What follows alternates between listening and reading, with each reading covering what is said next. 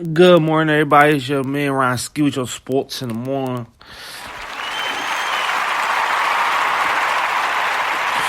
Yeah, how everybody doing this cool day? It's Wednesday. This shit drawn.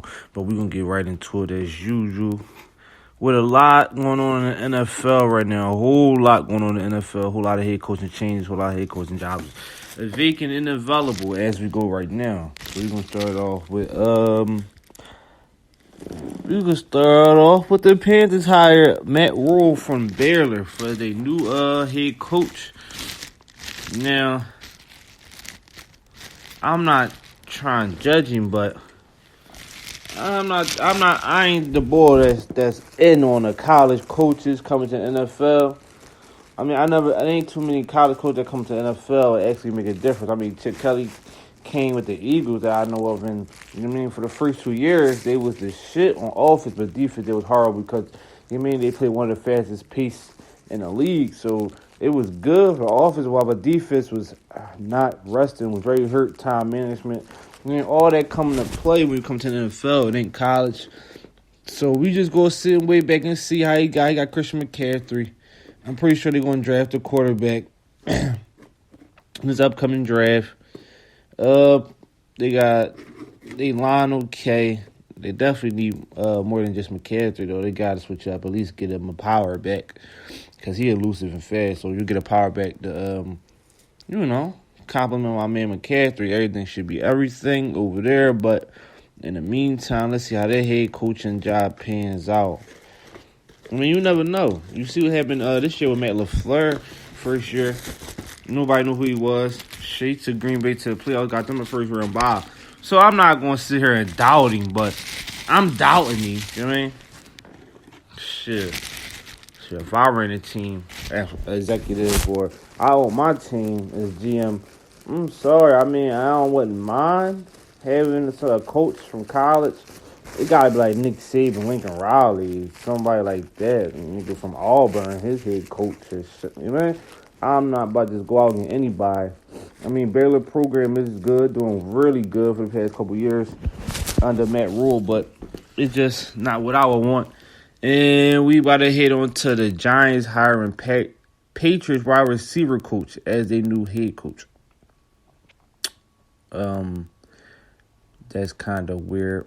If you ask me, I never knew of a wide receiver coach to be all the way up to head coach. I mean, I thought all he do is help them run routes and catch the balls, and you mean play physical, tough. I mean, I don't see him being much more of that. He went from wide receiver coach to an offensive coordinator for the Giants. That would have been smart. Or like I see like the physical coordinators become head coaches, offensive coordinators become head coaches, assistant coaches become head coaches. I see a lot, like, you know what I mean? But never did I see a wide receiver coach to become a head coach in the National Football League. That's just anything to do as the Giants' behalf, and the Giants just keep going down this slippery slope of hiring these bum-ass coaches the past 2 years that did not work out ever since they lost Tom Coughlin. Ever since then, they've been on some bullshit with the coaches. Real shit. Like, they ran through 2 coaches in, like, with 2 years, 3 years. Like, the Giants got to tighten the fuck up. That's why my man Odell not there no more. Y'all keep reacting off emotions to what y'all feel is right instead of what y'all think and know is right. You mean you can't go off the feel, or he's a good feel. I like his personality. He gives exuberance, and he's electric. I mean, what the fuck have you done? You done nothing. You're the Patriots wide receiver coach. They won good routes. Congratulations. Like, I could teach my fucking son to run some route, but that don't mean I'm about to get a college head coaching job. The fuck? That don't mean that, bro. Like, the Giants got to tighten up, and then on top of that, they try and hire Jason Garrett as the offensive coordinator. So you're going to hire Patriots wide receiver coach, the head coach, and Jason Garrett, who has one of the worst track records in football, won 2 playoffs games his whole 9.5 years at Dallas. You want him to be your offensive coordinator? I mean, give the Dallas Cowboys credit this year. They had the best offense in the league as far as analytics-wise, points-wise, yards-wise, but they didn't show it in most of the games they played this year. They didn't show that shit at all. I didn't see most of what the analysts and all the numbers projected. You didn't see that game in the game in. So when it come to that and offensive play calling from Jason Garrett, I would not be hiring him. He cost the Cowboys at least 3 games this season with his play calling. And one game I do know for sure, off the top of my head, it's the Falcons game. He cost them that Falcons win. They was in the red zone, and they went for it on 4th down. All 4 downs they went for it. 3 plays in a row. They decided to run it on a 4th down. They decided to throw it. I don't understand his logic. And for him to be even getting offered another job after his pathetic 9 years in Dallas is a shame. You know what I'm saying? I would definitely let him have to sit out a year or 2 and see if he get his offensive guru-ness back. You know what I mean? Because it wasn't the fuck there in Dallas. Because they got all that talent. They should definitely at least be in the second round of the playoffs. Shit. They should at least make the wild card. Goddamn, Smeagol's beat them to that, and they show why they shouldn't even been in the fucking playoffs. No disrespect to the Philadelphia Eagles. I ain't throwing no shit. Or maybe I am. But yeah, that's how we gonna get down with that. Then other what we got over here, man. Redskins. Oh yeah, y'all probably know that the Redskins hired ex-Panther coach Ron Rivera. I think that's a good fit for the Panthers. Panthers need a good leader, good head coach. Ron Rivera definitely can whip them boys into shape and get them on the right path. We also got his ex-cornerback there, Josh Norman. I don't know if Josh Norman and him left on bad terms, but Josh Norman, not the Josh Norman he was when the Panthers made it to the Super Bowl. But he definitely stole Josh Norman, a good cover cornerback, not locked down, but he good in coverage. You probably had to get him into a couple schemes and a couple zone defense, but I think him on the Ron Rivera, I mean, just rekindle that relationship and see how that's going to go. On the defensive side of the ball, offensive side of the ball, I don't know, because when he was in Carolina, he was calling defensive plays and offensive plays, and that shit got a little too hectic for him. So I do believe the Redskins just need to stick with their defensive coordinator to just keep him as head coach. And now, goddamn me, Browns. The Cleveland Browns fired Freddie Kitchens. I knew they were going to fire Kitchens. He did not know what to do with all that talent. You got Kareem Hunt, Nick Chubb, Baker Mayfield, Jarvis Landry, Odell Beckham Jr., and you got that good tight end over there. I forget his name, but he legit too. They tight end they got over the Cleveland Browns. I mean, the offense is damn near stellar. Like, you should be able to, you mean, at least have some good plays that, like, damn, them plays always going to work. As long as you got Odell, Jarvis Landry, them plays always going to come about. So, I don't know what happened with Freddie Kitchens this season, but I'm glad he got out of the Cleveland Browns organization. Because he was just making them shitty all over again. But the Browns they interviewing Jim Schwartz, the Philadelphia Eagles, the defensive coordinator. They interviewing Vikings offensive coordinator, and they also interviewing Patriots offensive coordinator Josh McDaniels. And Josh McDaniels, he is sneaky ball. The past 2 years, he got head coaching jobs. He denied one with the Colts, and then he denied another head coaching job and went back to the Patriots both times. So to see Josh McDaniels leave this time, he probably would. For a highly talented Cleveland Browns offense that he at least could put them in the playoffs as long as their defense hold stand or hold weight. Hum and Baker Mayfield, I think could probably work out. I mean, Baker got a good offensive coordinator, a championship offensive coordinator. I'm pretty sure he'll respect him and listen to his play calling, and he probably get Baker. Yeah, just get Baker some. Words of wisdom, some confidence. I mean, Baker got all the confidence in the world, but sometimes everybody needs that reassurance, like, you got this, I mean, don't worry about it, such. So I do think Josh McDaniels is the best fit. Jim Schwartz going over there as head coach, I mean, he deserved it. I mean, he definitely deserved it. He did a lot for the Eagles, and he showed definitely good resilience this year when a depleted Eagles team that just every time somebody got injured is the next man up, and it's just Schwartz system. And I like it. One thing I don't like about Jim Schwartz system, he play a lot of men.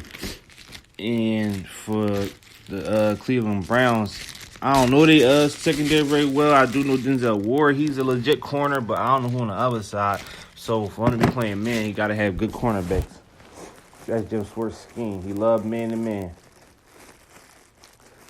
So we're going to see how that goes. But out of Jim Schwartz and Josh McDaniels, I expect Jim Sports to go over there. But Josh McDaniels go over there. Look for Cleveland to be very explosive next season if they keep Odell and Jarvis. And Kareem Hunt, if they keep all them balls, definitely expect them to be very dangerous next year with the play calling from Josh McDaniels. And their defense probably be, up to par next year along if they do grab Jim Schwartz as the head coach. So that's that with that. Let's on to basketball. Last night, my man Melo hit the game winner. Congratulations, Melo. Balled out less than 28 points. Give him a round of applause. Melo come back. Go vengeance. And he got the struggling Portland Trailblazers a clutch when they desperately needed last night over a team that's above 500. That was their first win of a team above 500 this season. So they desperately needed that. They needed that confidence booster. They needed everything they could get. No cap. I love the way Melo playing right now. He clicking with the team. They letting him do him to get him in the flow. He getting a little bit more touches. He not being selfish, barely handling the ball. But when they give him his opportunity, he takes it. So kudos to Melo. Coming back. Everybody thought he was done. He's showing people he ain't done. He still can play. So you always gotta respect the man who resilience and grind and hard work definitely paying off for him. That's what's up for Melo. In other news, if anybody y'all already know, AD got injured last night. Fell awkwardly on his ass last night with his tailbone. Fell real awkwardly last night. Fucked himself up. Being extra hype on the defensive end. I love his effort, but AD, we need you, baby, to preserve yourself for the playoffs. I know that's what Brian telling him. Like, yeah, we going hard. We might be going a little too hard in the regular season. Shit, I know it's the West. I know games don't come easy, but with the Knicks, shit didn't have to go that hard, bro. Y'all was going to beat the Knicks by 20 regardless. So I don't think he had to go that hard. Last night against the Knicks, but I'm glad he did. He's showing people no matter what team we play, we're going to play our hardest. And, we're not letting nothing up, no breaks. You got to respect that. But now with AD out, Brian going to have to carry more of the load, which I don't think is a problem, but it might be a problem just because of Brian's age, but I don't think he's going to say it's a problem. Me personally, I think it's a problem because his age. And last season, when Brian had to do most of the work and the load, he eventually got injured with that nasty groin injury that kept him sidelined for weeks.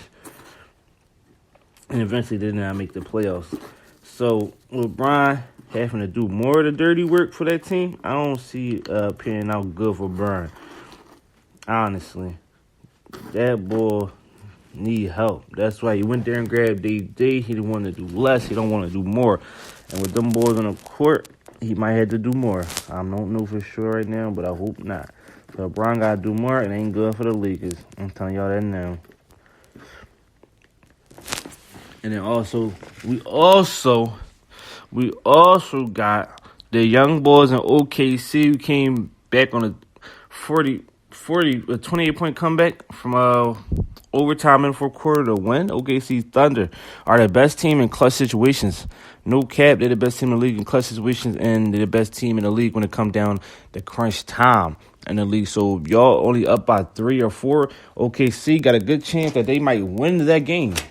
That's the probability. They play hard. They play tough. Them young boys is Brazilians. They got CP3 over there as the leader, and Steven Adams as middle as the anchor. They got Shazar Alexander, who's coming into himself. He really coming into himself. He left the Clippers. He coming into himself. Great. I like young boy. He's a scorer. And with the sister CP3 showing him how to be a true point guard and a scorer, I think that's helping him a whole lot over there. No bullshit. That's helping him a whole lot. So we're going to see what's up, how far that go. But they right now, the Oklahoma City Thunder are 7th in the West. And they got the best record in the league since December 1st. They 14-5 since December 1st. So dating back from last year till this year, they got the best record in the league over a 19-game span. So you got to respect that. Like, nobody counted the Thunder to even be doing anything this season. I know I didn't. I thought the season was going to be a complete waste. CP3 ain't want to be over there. He wasn't going to play as if he wanted to be over there. And all my predictions was wrong. I really thought the OKC Thunder was going to be super trash. No Westbrook, old ass CP3, a bunch of young boys. But shit, they coming